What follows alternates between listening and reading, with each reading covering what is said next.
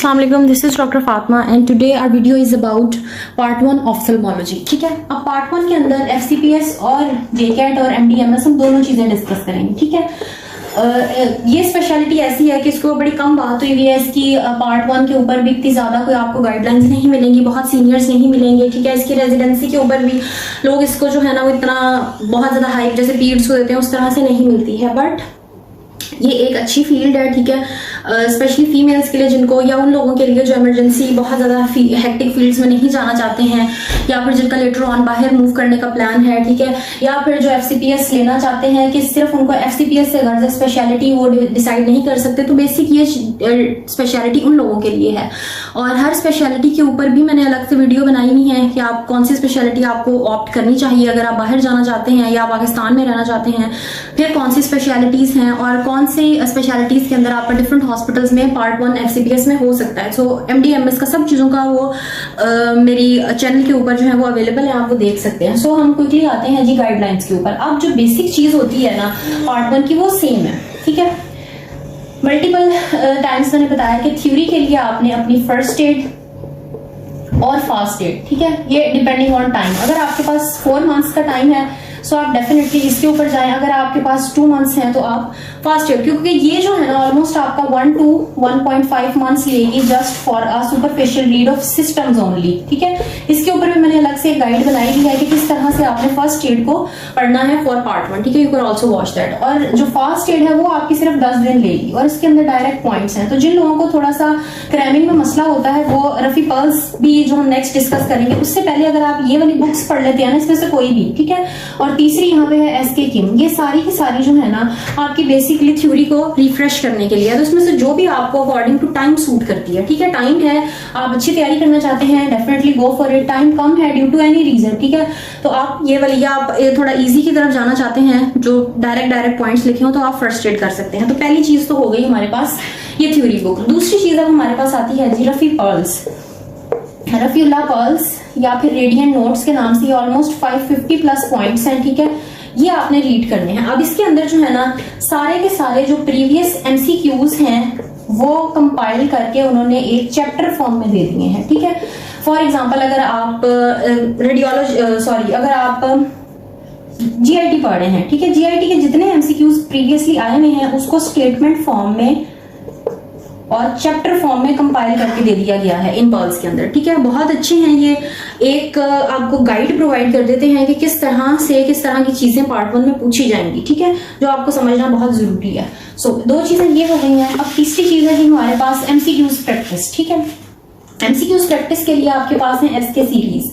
अब इसमें आपने किस तरह से करना है कि जो लेटेस्ट है, जब भी आप तैयारी, फॉर एग्जांपल आप अगस्त की अटेम्प्ट की तैयारी कर रहे हैं, नवंबर की कर रहे हैं, या नेक्स्ट ईयर 2025 में आपने अपीयर होना है, तो उसमें आपने क्या करना है, जो भी लेटेस्ट एसके सीरीज होंगी ना, लेटेस्ट सीरीज में इनकी ना गोल्डन फाइल्स आती हैं 1 2 3 4 इस तरह करके। अभी जो रिसेंट चल रही है वो है 18। ठीक है, ये लेटेस्ट है हमारे पास गोल्डन फाइल।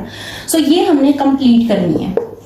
ठीक है, इसमें से कोई भी पेपर नहीं छोड़ना, सब स्पेशलिटीज के, बेशक वो गायनी का हो, बेशक वो रेडियो का हो, कोई भी पेपर है वो सारा का सारा करना है। क्योंकि पार्ट 1 जो है ना बेसिकली उसके 2 पेपर्स होते हैं, पेपर 1 और पेपर 2। ठीक है, अब पेपर 1 के अंदर जो है ना वो सब स्पेशलिटीज में से चीजें आती हैं। वो आपसे सर्जरी भी पूछेगा, वो आपसे मेडिसिन से रिलेटेड भी पूछेगा, बेसिक साइंसेस, क्योंकि फार्मा, बायोकेम ये सब कुछ इंटरलिंक्ड है। ठीक है, तो यहाँ के ऊपर ये सबका सेम होगा और बेसिक से होगा। ठीक है, सो इसमें आपने जो है ना 100 एमसीक्यूज में से 75 अगर आपको चाहिए तो आपने एम करना है कि आपके 90 तक, 85 to 90 ठीक हो, क्योंकि ये जो है ना ये सबका सेम ही है। अगर आप इसके अंदर ज्यादा स्कोर करेंगे किसी मिसहैप की वजह से, इसके अंदर स्कोर कम भी कर लेंगे तो वो कंपनसेट होके ओवरऑल आपका 75% बन जाएगा। ठीक है, अब पेपर 2 के अंदर जो है ना वो अब होगा हमारे पास जिस अलाइड में आप जा रहे हैं उसका। ठीक है, आई से होगा, और आई किसकी अलाइड है, सर्जरी की अलाइड है हमारे पास। ठीक है, सो हमें अपनी सर्जरी को स्ट्रॉन्ग करना है। अब सर्जरी को भी ये कौन सा पार्ट, एक चीज जो मैं कहती हूँ कि this is FCPS part 1 not 2। ठीक है, सो हमने अपनी बेसिक्स को करना है। अब बेसिक जो है वो सर्जरी के साथ किसका लिंक है, एनाटमी का। ठीक है, आपको एनाटमी आनी चाहिए ओवरऑल भी और आई से रिलेटेड भी। ठीक है, एक तो कर लिया आपने जी ये वाली गोल्डन एसके 17। अब दूसरी ऑफ्थल्मोलॉजी की अलग से कोई बुक नहीं है, सो आपने एसके 1 to 13 है golden files for surgery and allied.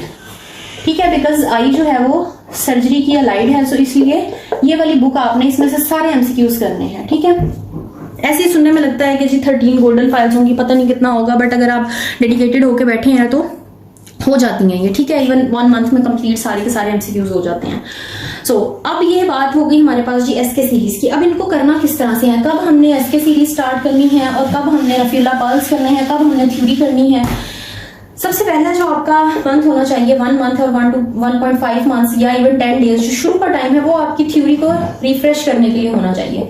Second पे आपने रफीउल्लाह पल्स और एसके सीरीज इन दोनों को इकट्ठे लेके चलना है। ठीक है, इसके ऊपर how to memorise Rafi and SK, ये किस तरह से करना है, लेयर्स किस तरह से आपने बनानी है, कौन से एमसीक्यूज किस तरह से आपने टैकल करना है, वो सारा मैंने प्लेलिस्ट के अंदर how to memorise Rafi and SK के नाम से जो वीडियो है उसमें एक्सप्लेन किया हुआ है। ठीक है, तीसरी चीज अब आती है कि जी सर्जरी भी हो गई हमारे पास, बेसिक्स भी हो गई हमारे पास, एमसीक्यूज भी कर लिए, बाकी सब कुछ कर लिया। अब आई का जो पोर्शन है ना वो हम कहाँ से करेंगे। तो अगर आप फर्स्ट ईयर रीड करेंगे ना, सो इसके अंदर भी आपको अपनी सर्जरी न्यूरो एनाटमी सर्जरी और एनाटमी जहन में रखनी है। तो इसके अंदर क्या होगा कि जब आप न्यूरो एनाटमी कर रहे होंगे ना, उसके अंदर आई का पोर्शन होगा। ठीक है, और वो आई का पोर्शन इतना कोई बड़ा नहीं है, हार्डली 2 to 3 पेजेस का जो है ना लिखा हुआ है। अब उसमें जो चीजें हैं ना, अगर आपको याद हो 4th ईयर में भी जब आप आई पढ़ते थे तो उसमें कौन सी चीजें ज्यादा सबसे इंपॉर्टेंट होती थी, रेटिना इंपॉर्टेंट होता था, आपकी नर्व्स इंपॉर्टेंट होती थी, कंजक्टाइवा इंपॉर्टेंट होता था और ऑर्बिट इंपॉर्टेंट होता था। और ऑर्बिट का रिलेशन जो है वो आरटीए के साथ। ठीक है,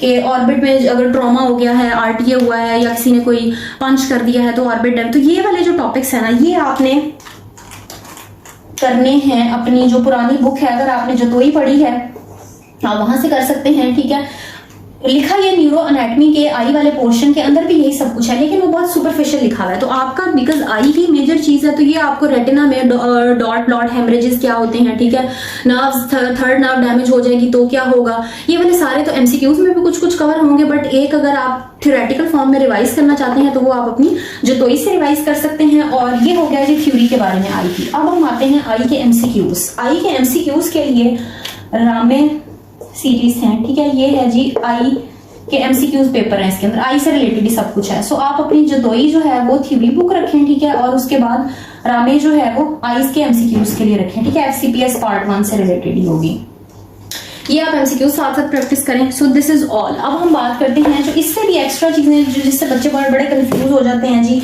कि हम बीआरएस पढ़ें, हम स्नेल पढ़ें, ठीक है, बीआरएस फिजियो, बीआरएस पैथो, हम स्नेल एनाटमी पढ़ लें, या फिर हम न्यूरो एनाटमी की अलग से जो कैप्लान है हम वो पढ़ लें। ठीक है, या न्यूरो एनाटमी जो हमने सेकंड ईयर में पढ़ी थी हम उसकी बुक उठा लें। ठीक है, तो इतना सारा कुछ नहीं करना है। ठीक है, ये सारा कुछ होगा भी नहीं, अगर कर भी लेंगे आप कोई 6-8 महीने लगाते तो उसमें से रिटेन नहीं होगा। सबसे पहले आपने समझना है कि पार्ट 1 के क्वेश्चंस किस तरह आते हैं। ठीक है, उसके लिए आपको एज सुन एज पॉसिबल अपनी एक बेसिक फाउंडेशन रिवाइज करने के बाद एसके सीरीज और रफीउल्लाह पल्स पे शिफ्ट होना है। ठीक है, दूसरा स्टेप आपका ये होना चाहिए थ्योरी रीड करने के बाद। फिर तीसरे स्टेप में आपने अपनी स्पेशलिटी से रिलेटेड, माइनर से रिलेटेड जाना है, जो कि आई की जैसे मैंने अभी जतोई और रामे बताए हैं। ठीक है, या न्यूरो के ऊपर आपने फोकस करना है। इसके ये थर्ड स्टेप है। सेकंड स्टेप ये है, क्योंकि जब आप एक थ्योरी बुक अपनी रीड कर लेंगे आपकी एक बेसिक फाउंडेशन बन जाएगी। फिर आपने आना है पार्ट 1 के क्वेश्चंस किस तरह आते हैं। सो रफीउल्लाह पल्स और एसके सीरीज आपको वो बताएंगे। फिर आप जाओगे कि अच्छा इसमें से अब मैं डेफिशिएंट टू आई पोर्शन के अंदर, तो उसके लिए मुझे ये चीजें करनी है। और जब आप ये करोगे आपको आइडिया हो जाएगा कि आपने इन सारी बुक्स को भी इसके साथ रिलेट करके कैसे यूटिलाइज करना है। ठीक है, बहुत ज्यादा डिटेल में न्यूरो कैप्लान और ये वो सारा कुछ करने की जरूरत नहीं है। न्यूरो एनाटमी आपकी इजीली फर्स्ट एड अगर आप कर रहे हैं तो उसके अंदर कवर हो जाएगी सब कुछ बड़े अच्छे से। सर्जरी के अगर आप एमसीक्यूज उन सीरीज के कर रहे हैं तो सारे एमसीक्यूज आपके न्यूरो एनाटमी से रिलेटेड जो भी पार्ट 1 में आते हैं वो क्लियर हो जाएंगे। सो आई होप कि आप लोगों को समझ आ गई होगी कि आई की गाइडलाइन जो है वो इसमें हमने क्या क्या पढ़ना है टू पासिंग फॉर पार्ट 1 इन आई। अच्छा, अब ये वाली जो सारी चीजें हैं ना, ये पार्ट 1 के लिए भी हैं और ये जे कैट के लिए भी हैं। ठीक है, जे कैट का जो पार्ट 1 है ना उसके लिए भी हैं, क्योंकि अब ये भी स्पेशलिटी वाइज हो गया। अगर इसके बारे में आपको इन्फॉर्मेशन चाहिए so I have also uploaded a video on that कि एमडीएमएस में क्या स्पेशलिटीज हैं, किस तरह से आप इसको पास कर सकते हैं।